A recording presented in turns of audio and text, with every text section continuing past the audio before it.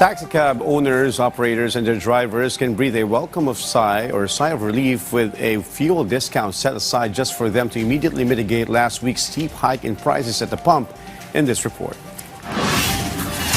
The free inter-terminal shuttle service at the Ninoy Aquino International Airport remains in operation.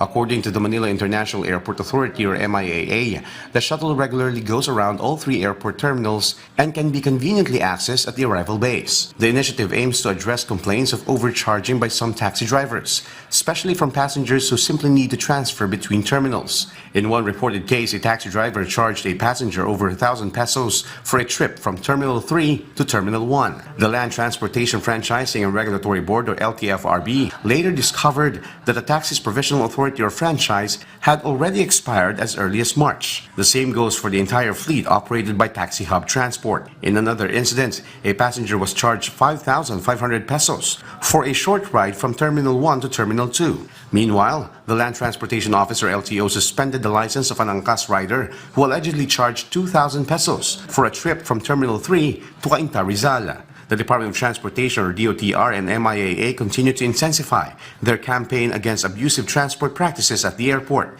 Just last week, with support from the LTO and LTFRB, authorities began the strict enforcement of President Ferdinand R. Marcos Jr.'s directive to ensure the safety and welfare of passengers and to prevent any form of abuse inside NAIA. The LTO will hold a public auction on July 17 for impounded vehicles from 2023 and earlier that remain unclaimed by their owners. Meanwhile, several oil companies are offering up to 5 pesos per liter in fuel discounts to motorists.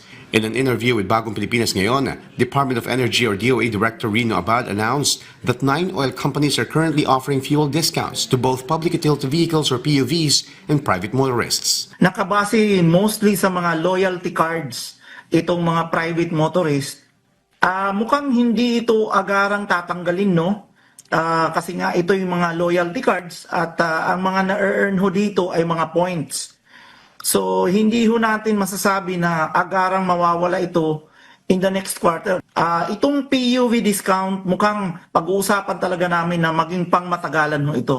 In addition, 3 oil firms are extending similar discounts to Transport Network Vehicle Services or TNVS, while users of fleet cards issued by oil companies are also entitled to the benefits. According to Director Abad, the DOE plans to endorse the list of participating oil companies to the DOTR to help increase public awareness and reach more beneficiaries.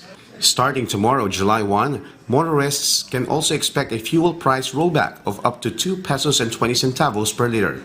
Joshua Garcia from the National TV Network for a new and better Philippines.